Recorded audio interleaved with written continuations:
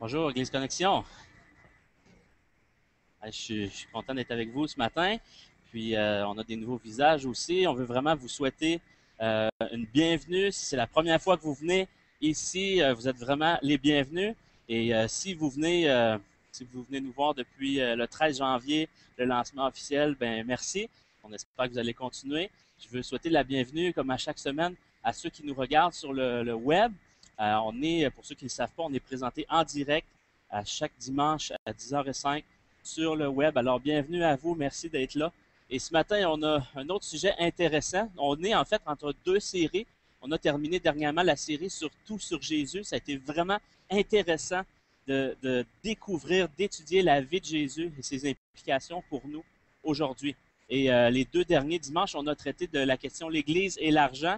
Ça a été aussi très intéressant. Et là, ce matin, avant de débuter notre prochaine série, qui, euh, qui va être, je pense, très intéressant, qui est très attendu des gens de l'Église. Euh, Justement, une série sur les dieux de contrebande au Québec, faux espoirs, fausse joie. Alors, ce matin, je pense que je l'ai dit à l'envers, et là, ce matin, on va parler d'un sujet qui est intéressant. Si vous venez ici, là, peut-être c'est la première fois que vous venez de Rufus, peut-être parce qu'eux-mêmes étaient présents. C'est leur père, ils savent ce qui s'est passé. Allez les voir, allez vérifier.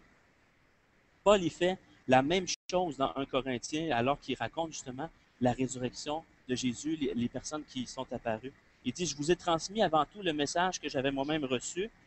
Christ est mort pour nos péchés conformément aux Écritures. Il a été enseveli et il est ressuscité le troisième jour conformément aux Écritures. Ensuite, il est apparu à Céphas, il nomme.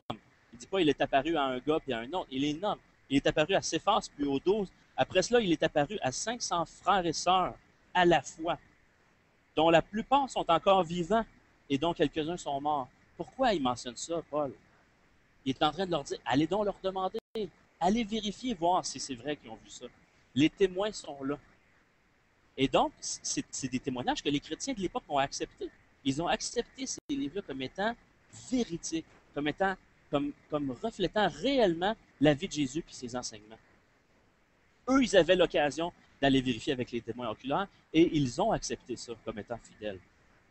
Donc, si on veut être honnête dans notre recherche de la vérité, si on veut être honnête dans notre façon d'aborder la Bible, il faut justement reconnaître que les gens dans ce temps-là n'étaient pas plus stupides que nous.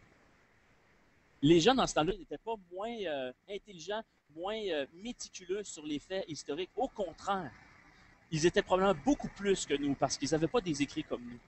La tradition orale, quand quelqu'un venait te raconter une histoire, c'est très important pour eux que ce soit véridique et que ça conforme avec les autres histoires que tu avais entendues. Et les gens de cette époque-là l'ont accepté.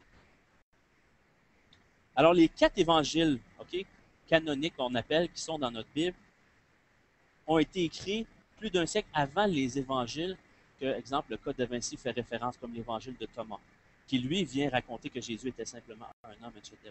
Donc, la réalité, en fait, c'est que la légende, c'est les faits et les évangiles sur lesquels des livres comme le Code de Vinci s'appuient. Eux, ils ont été écrits vraiment plus tard, ces évangiles-là, des siècles après la vie de Jésus. Euh, mais les évangiles qu'on a dans la Bible, c'est ceux qui ont été écrits vraiment le plus proche de Jésus.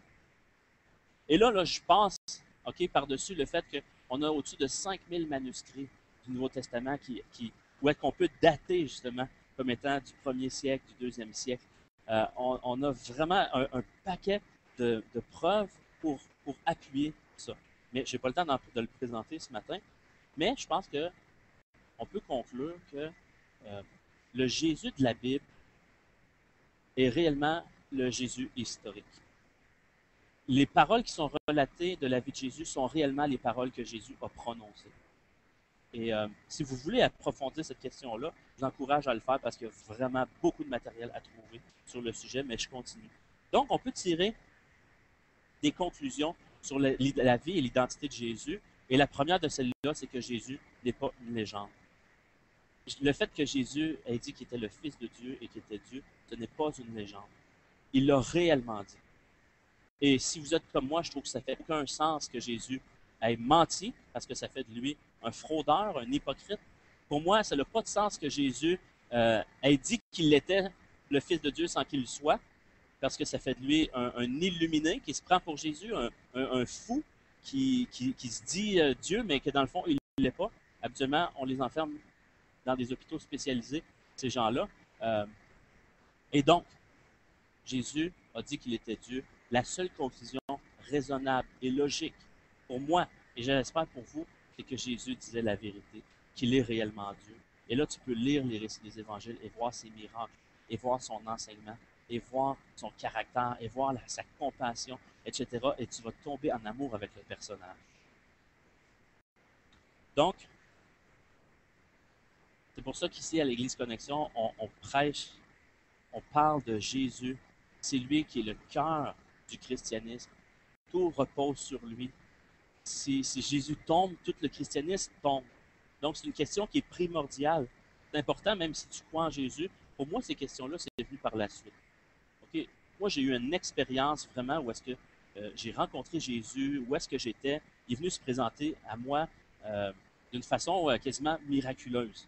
Et j'ai découvert, j'avais les enseignements de Jésus dans ma tête, okay, parce que ça m'avait été enseigné. Mais vraiment, à ce moment-là, j'ai expérimenté de rencontrer Jésus personnellement et il m'a sauvé. Ces questions-là sont venues par la suite. De me dire, ouais, mais là, c'est-tu vraiment vrai? Okay? Et toutes les questions pour défendre justement la foi sont venues par la suite. Des fois, il y en a que les questions ils viennent avant, des fois, il y en a qui viennent après, mais il faut passer au travers d'une façon ou d'une autre et avoir des convictions bien solides. Donc, si on en vient à placer notre foi en Jésus, sa vision de la Bible devient la nôtre.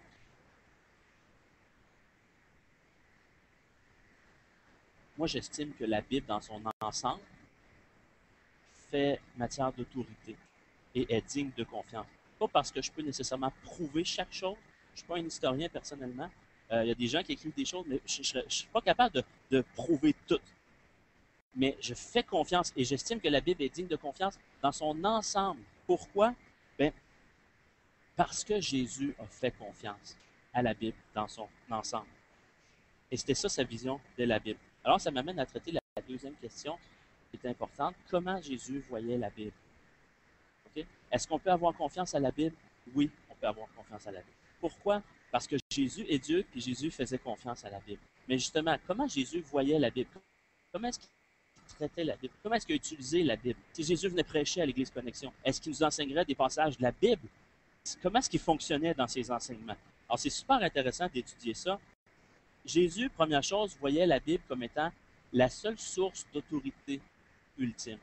C'est sûr que Jésus était Dieu, ok? Donc, si des fois on dit que quand je parle, c'est pas parole d'évangile, ben Jésus, oui. Ok? Littéralement. Quand Jésus parle, c'est Dieu qui parle, c'est la parole de Dieu, c'est la parole vivante. Alors Jésus, quand il parle, il y a l'autorité, il y a le sceau de Dieu, c'est Dieu qui parle. Mais Jésus, il ne peut pas se contredire lui-même, ok? Et Jésus ne peut pas contredire son Père, il n'a jamais contredit la Bible. Et donc, regardez comment est-ce que Jésus, la place que la Bible a pris dans sa vie personnelle. Dans un des moments les plus difficiles de sa vie, peut-être, à part la crucifixion, c'était le temps où est-ce qu'il était tenté dans le désert avant de commencer son ministère. Il a été tenté par Satan. Et regardez la place que prend la Bible dans sa vie personnelle. Là, c'est pas genre, là, je viens vous prêcher. Là, il était tout seul dans le désert. Là. Il y avait une lutte spirituelle à livrer. Vous regardez la place que la Bible a pris dans sa vie. Okay, je vous en fais la lecture.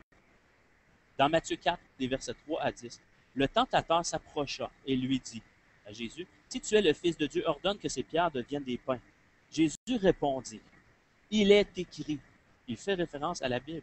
« L'homme ne vivra pas de pain seulement, mais de toute parole qui sort de la bouche de Dieu. » Alors le diable le transporta alors dans la ville sainte, le plaça au sommet du temple et lui dit, « Si tu es le Fils de Dieu, jette-toi en bas. » Et là, il dit, « Ah ouais, pour toi, c'est important la Bible. » Parfait.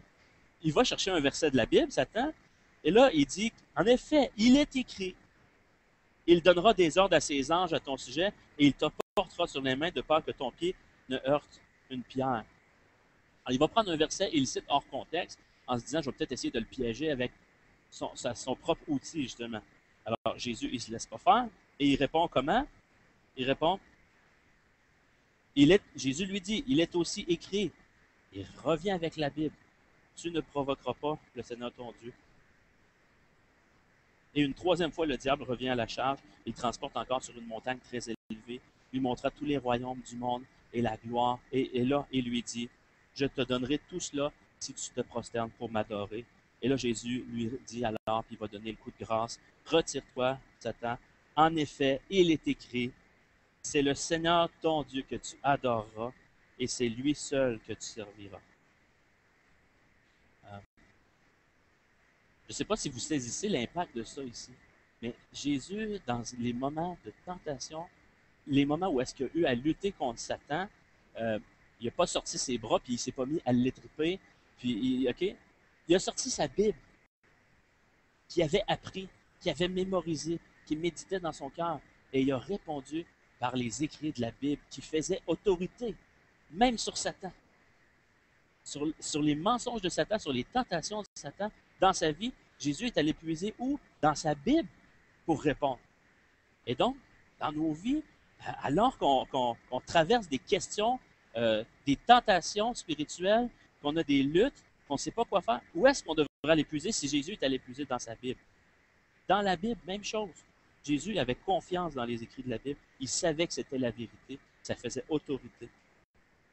Lorsque Jésus s'en va faire le ménage dans le temple avec son fouet, puis qu'il se met un peu en colère, puis tout ça, ça dit dans Matthieu 21, 13, et il leur dit, il est écrit, son argument principal pour aller dans le temple, puis faire le ménage, c'est quoi? C'est un verset de la Bible. Il dit, il est écrit, ma maison sera remplie d'une maison de prière, mais vous en faites une caverne de voleurs. Et il continue dans Marc 7, un autre passage en fait, où est-ce qu'il dit hypocrite, et là il va chercher un texte d'Ésaïe. Ésaïe a bien prophétisé sur vous. Ainsi qu'il est écrit, ce peuple m'honore des lèvres, mais son cœur est éloigné de moi. C'est en vain qu'il m'honore en donnant des préceptes qui sont des commandements d'hommes. Vous abandonnez le commandement de Dieu et vous observez la tradition des hommes. Il leur dit encore, vous anéantissez fort bien le commandement de Dieu. C'est la loi, c'est l'Ancien Testament, c'est la Bible, ça. Pour garder, vous anéantissez ce que la Bible dit, clairement, pour garder votre propre tradition. Car Moïse a dit, pour vous le prouver que c'est la vérité ce que je vous dis, oh non, ton père et ta mère, et celui qui maudira son père ou sa mère sera puni de mort. Voici ce que la Bible dit. Mais vous, vous dites, si un homme dit à son père ou sa mère, ce dont j'aurais pu t'assister est corban, c'est-à-dire une offrande à Dieu. Donc, ton père ou ta mère est dans le besoin, tu dis, ah, moi, Ils se sont fait un autre proverbe, eux autres. Ils ont une tradition qui se sont mis. Et là, ils obéissent à la tradition plutôt que d'obéir à Dieu. Il dit, vous ne laissez plus rien faire pour son père et pour sa mère, annulant ainsi la parole de Dieu par votre tradition que vous avez établie. Et vous faites beaucoup d'autres choses semblables. Les pharisiens de cette époque-là ont fait exactement ce que beaucoup de personnes font aujourd'hui dans les églises. Ils donnent une place supérieure à la tradition et se donnent des raisons avec ces traditions-là de désobéir aux choses clairement écrites et déclarées dans la Bible. Et Jésus les a repris sévèrement. Vous annulez la parole de Dieu en faisant ça. Et ici, l'autorité ultime et suprême, ben, ça va être comme Jésus. On ne veut pas tomber, on ne veut pas que Jésus nous reproche ça. Alors, ça va être la Bible qu'on va enseigner. Oui, on a des traditions. Ça peut être bon pour l'Église d'avoir certaines traditions, mais toujours passer dans le filtre de la Bible. Est-ce que ça contredit la Bible? Est-ce que ça m'empêche d'obéir à ce que Dieu me révèle dans sa parole? Alors Jésus a cité des passages de l'Ancien Testament, on l'a vu tantôt citer le prophète Ésaïe, on le voit citer différents prophètes, on le voit citer les psaumes, il parle de la Genèse, il parle de quasiment tous les livres de la Bible, les citant puis en faisant référence comme étant la parole de Dieu, comme étant fidèle, comme étant autoritaire, comme étant la seule autorité pour diriger les hommes. J'ai pas fini. Dans Luc 10, verset 25, il dit, un professeur de la loi se leva et dit à Jésus pour le mettre à l'épreuve, question existentielle, que dois-je faire pour hériter de la vie éternelle? Où est-ce que Jésus le redirige? Qu'est-il écrit dans la loi? C'est la Bible, ça. Qu'est-il écrit dans la loi? Qui lis-tu? Qu'est-ce que tu lis dans ta Bible? Le gars, il vient voir Jésus, là, c'est Dieu. Il dit, qu'est-ce que je fais pour avoir la vie éternelle? Il le redirige dans sa Bible. Parce que la réponse était déjà là. Mais il ne la croyait pas, il ne la comprenait pas. Et donc, je pourrais continuer longtemps sur cet aspect-là, mais nous, on s'identifie vraiment ici au dicton que vous avez peut-être entendu, sola scriptura, qui a amené justement les réformateurs protestants à établir, là, à faire une réforme justement, puis ils ont établi certains dictons pour déclarer leur doctrine, leur croyance, puis sola scriptura, c'était un des plus importants. Et ce que ça dit, c'est que la Bible, okay, les Écritures, scriptura, les Écritures saintes, la Bible, comme seule autorité pour déterminer la vie chrétienne et la foi, etc. Et on adhère à ça ici, à l'Église Connexion. Et même si la Bible a été écrite par des hommes, euh, on croit qu'elle a été écrite par Dieu aussi. Et la Bible dit que Dieu dit dans la Bible justement, donc la Bible nous dit que la Bible a été inspirée par Dieu. Qu'alors que les hommes écrivaient, c'est Dieu qui inspirait les hommes. Et il y avait comme une genre de collaboration. Et autant que tu regardes la personne de Jésus, puis que tu peux dire, Jésus, il est 100% humain, on l'a parlé, et Jésus est 100% Dieu. Demandez-moi pas de vous expliquer comment ça fonctionne, mais c'est une vérité que la Bible nous enseigne. Mais quand tu regardes le livre de la Bible, tu peux voir un peu cette double nature-là aussi, que la Bible a été écrite 100% par des hommes, mais en même temps, elle est 100% la parole de Dieu, dirigée et inspirée par Dieu. Et c'est pour ça qu'elle a une telle importance dans nos vies et dans notre Église. C'est pour ça que nos discours, puis alors qu'on aborde les questions existentielles de la vie, puis qu'on répond à différentes questions, comme l'Église et l'argent, ou comme qui est Jésus, ou comme ce qui va venir avec le sujet, comment traiter les différentes facettes de nos vies dans la prochaine série, bien, notre source d'autorité, puis là où est-ce qu'on va puiser, c'est constamment dans la Bible. Alors, on croit vraiment que la Bible est la seule autorité. Cela ne veut pas dire qu'on rejette tout le reste. Qu'on rejette la science, qu'on rejette la psychologie, qu'on rejette les mathématiques, qu'on rejette la médecine, qu'on rejette la logique, etc. Okay? C'est la Bible qui est l'autorité ultime, mais en même temps, Dieu a une révélation générale, il nous a donné une intelligence pour qu'on s'en serve, puis la Bible ne répond pas à tout. La Bible ne va pas dire au chirurgien comment opérer un triple pontage dans un patient. La Bible ne viendra pas me dire si je devrais changer ma transmission maintenant ou vendre mon auto. Puis la Bible ne viendra pas me dire comment investir mon argent, puis elle ne me dit pas comment construire ma maison. Puis la Bible ne répond pas à tout. Okay?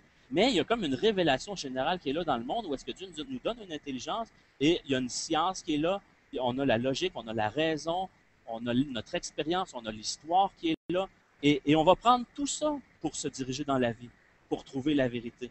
Et on va inclure tout ça. Sauf que si la science ou si une personne vient me dire quelque chose qui est contradictoire à ce que la Bible dit, exemple, je suis allé à l'école, j'étudie en médecine, et le professeur me dit que les êtres humains n'ont pas d'âme, qu'on est le produit de l'évolution, etc. Et là, je vais dire, oups, la Bible dit autre chose. Qu'est-ce que je prends? Je prends la Bible. Et pour être honnête, on a toute une autorité suprême dans notre vie. Okay? Il y a tout quelque chose sur lequel on s'appuie pour déterminer qu'est-ce qu'on va croire et qu'est-ce qu'on ne croira pas. On fait toute confiance à quelque chose. C'est soit une personne, c'est soit toi-même. Tu dis, moi, je pense que. Des fois, il y en a, c'est tout le temps, moi, je pense que. Moi, je pense que. Moi, je pense que. Ben, c'est ça. Si toi, tu penses, puis c'est toi qui détermine, ben, ça veut dire que c'est toi qui es ta propre autorité. Tu te fais confiance. C'est toi qui détermine en bout de ligne, en finale, qu'est-ce qui est vrai et qu'est-ce qui est faux. Alors, c'est toi qui es Dieu, c'est toi qui, quand tu parles, c'est la vérité. Puis... Mais, nous ici, c'est de dire, oui, on pense des choses, puis c'est important de penser puis de réfléchir, mais ultimement, la Bible, c'est la parole de Dieu. C'est ça qui tranche. Et donc, on va étudier la Bible et on va vouloir la connaître. Donc, la priorité pour Jésus, la Bible, c'était l'autorité suprême. Deuxièmement, la priorité de Jésus était d'enseigner la Bible à ses disciples. Ça, c'est important. Alors que Jésus était sur la terre, c'était quoi sa priorité avec ses disciples? Une des choses qui était très importante et qu'on le voit faire scène après scène, justement, avec ses disciples, c'est de les enseigner avec les Écritures pour les amener à comprendre. On lit dans Luc 24, Jésus, à ce moment-là, il est déjà mort à la croix, il a été enseveli et il est ressuscité et il est demeuré 40 jours sur la terre, dans son corps ressuscité. Et il est avec ses disciples. Et là, ça dit qu'il a rencontré justement deux disciples sur le chemin d'Emmaüs. Et là, il y a une discussion avec eux alors qu'ils sont en route. Les gars, ils ne le reconnaissent pas. Jésus, il était ressuscité, puis son corps était peut-être différent. Et Et là, ils ne le reconnaissent pas. Puis là, ils se mettent à parler justement de ce Jésus-là qui a été mort, et ils ne comprennent pas trop qu'est-ce qui est arrivé. Puis ça dit, puis en commençant par les écrits de Moïse, donc tu commences carrément avec le premier livre le premier livre de la Bible, qui est la Genèse, en commençant par la Genèse, les livres de Moïse, et en passant par tous les prophètes, il leur expliqua dans toutes les Écritures ce qui le concernait. La première chose que Jésus fait après avoir été ressuscité, c'est quoi?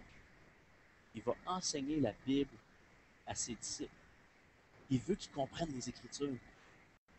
Il continue un peu plus loin dans le même chapitre avec d'autres disciples. Il dit, puis il leur dit, c'est ce que je vous disais lorsque j'étais encore avec vous. Il fallait que s'accomplisse tout ce qui est écrit à mon sujet dans la loi de Moïse, dans les prophètes et dans les psaumes. Une façon de résumer tout l'Ancien Testament. Alors, il leur ouvrit l'intelligence afin qu'ils comprennent les Écritures. Il leur dit, ainsi il est écrit que le Messie souffrirait, qu'il ressusciterait le troisième jour, et que la repentance et le pardon des péchés sera prêché en son nom à toutes les nations, à commencer par Jérusalem. Vous êtes témoins de ces choses. Jésus, une des premières choses qu'il a faites après être ressuscité, il est allé voir ses disciples. Il leur a enseigné toutes les Écritures. Il leur a ouvert les yeux afin qu'ils puissent comprendre. C'était ça son souci. En comprenant la Bible, tu es capable de t'orienter dans ta vie. En comprenant de quoi parle la Bible, tu es capable de prendre des décisions, tu es capable de connaître Dieu, tu es capable d'enseigner d'autres, tu es capable de vivre la vie chrétienne comme Jésus veut. C'est pour ça que Jésus il a passé tellement de temps avec ses disciples à les enseigner sur les Écritures. Quand il prêchait aux foules, qu'est-ce qu'il faisait? Il prêchait les Écritures. Et une chose qui ressort justement dans ce passage-là, c'est que de quoi parlent les Écritures? J'ai parlé un peu plus tôt que la Bible, c'est 66 livres, 40 auteurs différents, dans une période de 1500 ans, avec un seul fil conducteur, un message qui ressort de toute la Bible. Quel est ce message-là? De, de quoi parle la Bible? Quel est le sujet principal de la Bible? Mais la priorité de Jésus, c'était d'enseigner la Bible à ses disciples.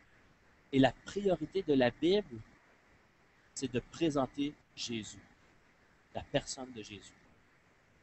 Il disait dans Jean 5, vous étudiez les Écritures parce que vous pensez avoir en elles la vie éternelle, mais ce sont elles qui rendent témoignage de moi. Et vous ne voulez pas venir à moi pour avoir la vie éternelle. Et donc,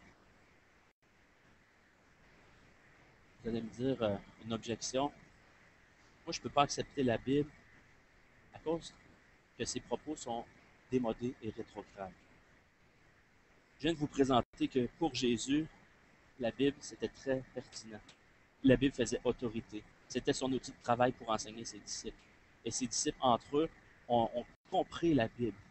Jésus leur a ouvert les yeux de telle sorte que quand ils ont écrit la Bible, ils étaient dirigés par Dieu. Ils la comprenaient. Parce que Jésus lui-même leur a ouvert les yeux. Mais là, tu dis, on est 2000 ans plus tard, ça n'a plus rapport. C'est dépassé, c'est démodé. J'ai de la misère à l'accepter. Exemple, je dis, moi, je ne peux pas accepter la Bible à cause de ce qu'elle enseigne sur le rôle de l'homme et de la femme. J'entends ça souvent. Pourquoi dans la Bible, ça dit que la femme doit être soumise à son mari, exemple, que c'était juste des hommes qui étaient pasteurs. Pourquoi que, bon, des choses comme ça. Et moi, on est en 2013, là, on a évolué, et donc, les rôles ont changé, tout ça, et pour moi, je refuse ça. Et là, j'aurais juste une question. Si tu as un raisonnement qui ressemble à peu près à celui-là, peut-être pour d'autres choses, sur la sexualité, sur l'argent, quoi que ce soit, OK? Tu dis, moi, je rejette la Bible à cause de ce qu'elle enseigne. Je trouve ça dépassé puis démodé. Question. Est-ce que tu es en train de me dire que parce que tu n'es pas d'accord avec ce que la Bible enseigne sur le rôle de l'homme ou de la femme ou sur la sexualité, que Jésus n'est pas ressuscité? Est-ce que parce que... Écoutez bien ça. Quelqu'un dehors qui écoute, là. Est-ce que parce que tu es en train de dire, étant donné que je suis mal à l'aise avec ce que la Bible enseigne sur la femme, exemple, étant donné que je suis mal à l'aise avec un tel enseignement de la Bible, Jésus ne peut pas être ressuscité. Voyez-vous comment c'est pas logique? Commence avec les questions centrales de la Bible. Ensuite, tu iras avec les questions en périphérie secondaire. Puis il y a quelqu'un qui donnait l'exemple d'un lac. C'est sûr que si tu tiens toujours sur le bord du lac, là, tu sais, dans le pas creux, là, où est-ce qu'il y a plein de broussailles, puis tu te dis, c'est pas confortable ici, ça graffigne, puis je suis pas sûr que je veux me tenir ici. Il dit, va au centre du lac, là où l'eau est profonde, là où c'est clair. Va au centre de la Bible, dans son message central, c'est quoi? Qui est Jésus? Est-ce que Jésus est ressuscité? C'est ça la première question que tu te poses. Est-ce que Jésus est réellement le Fils de Dieu? Qui est Jésus? Est-ce qu'il est réellement celui qui dit être? Ensuite, une fois que tu as répondu à ça, qu'est-ce que lui enseigne sur les autres questions? Ça, c'est simplement une question de logique. Le fait que tu n'acceptes pas ce que la Bible enseigne sur le rôle de la femme n'a rien à voir sur les arguments historiques de la résurrection de Jésus. Ça n'a pas de lien ensemble.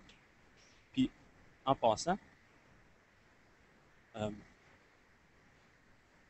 juste un petit exemple. Vous avez déjà entendu parler des Stepford Wives, les femmes de Stepford. Il y a eu un film qui a été fait. En fait, c'est un roman qui a été écrit en 1972. Il y a eu des films qui ont été faits sur ce roman-là. Et je trouve ça super intéressant. Et l'homme créa la femme. Il y avait Nicole Kidman qui jouait dans ça. Et finalement, ben, le film qui a été refait en 2002 est un petit peu différent du roman, mais l'histoire originale, c'était les hommes dans une belle petite ville de Stepford. Ils ont transformé leur femme en robot qui ne s'opposaient jamais à leur propre volonté.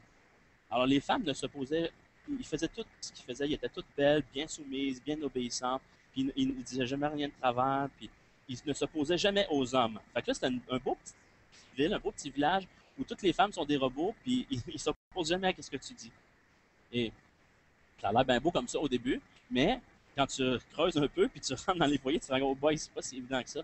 Puis la question, c'est de dire, une relation où est-ce que le mari est là et la femme ne peut jamais contredire son mari. La femme est un robot où est-ce qu'elle peut jamais rien dire finalement, puis elle accomplit toujours la volonté de son mari. C'est pas possible d'avoir une relation ensemble d'intimité, d'amour.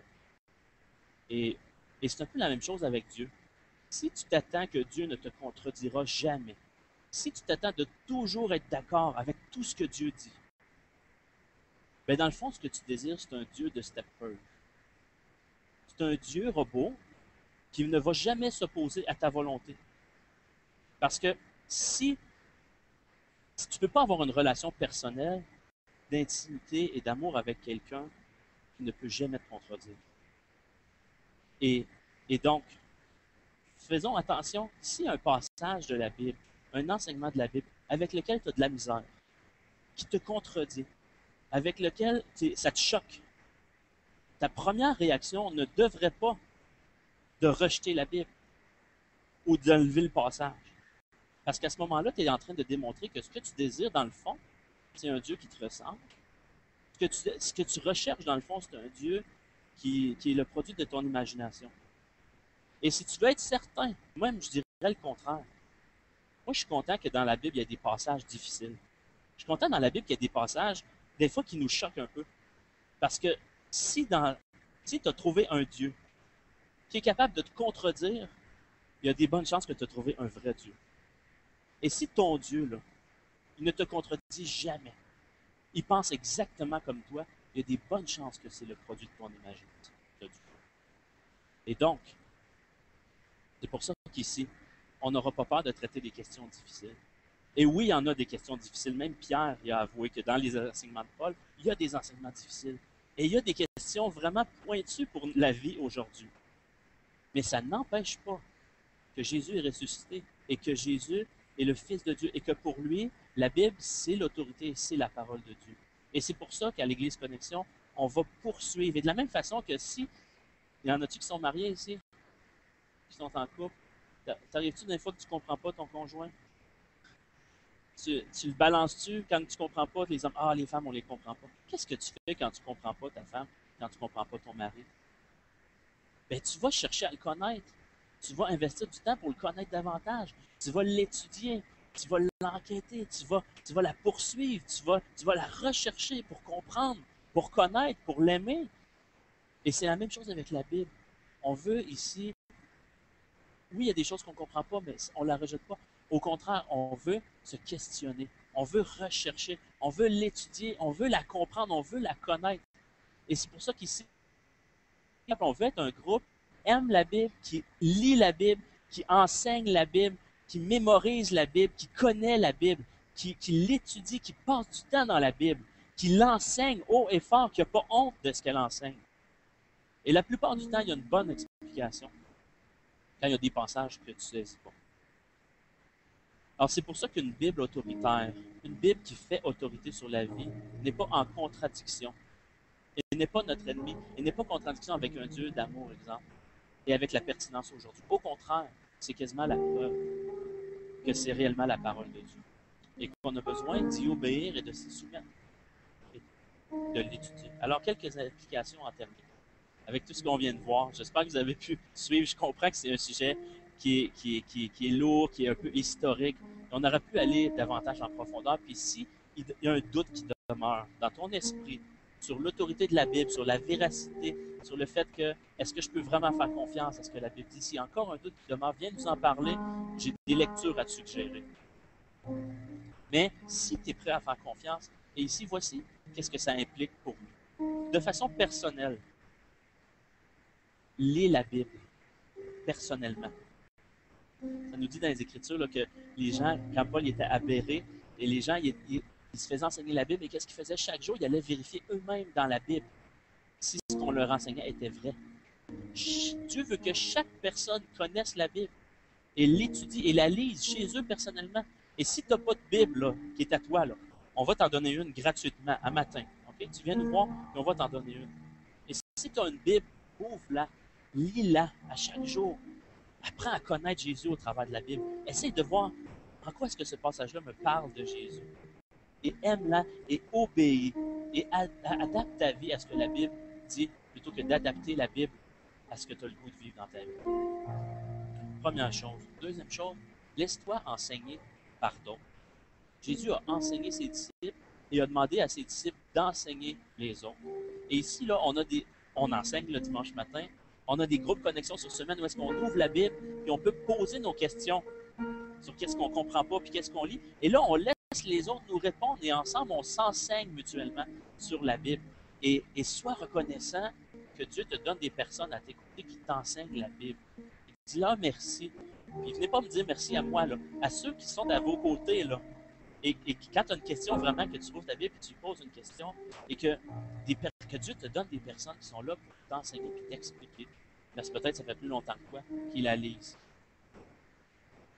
Et troisièmement, embarque dans le bateau.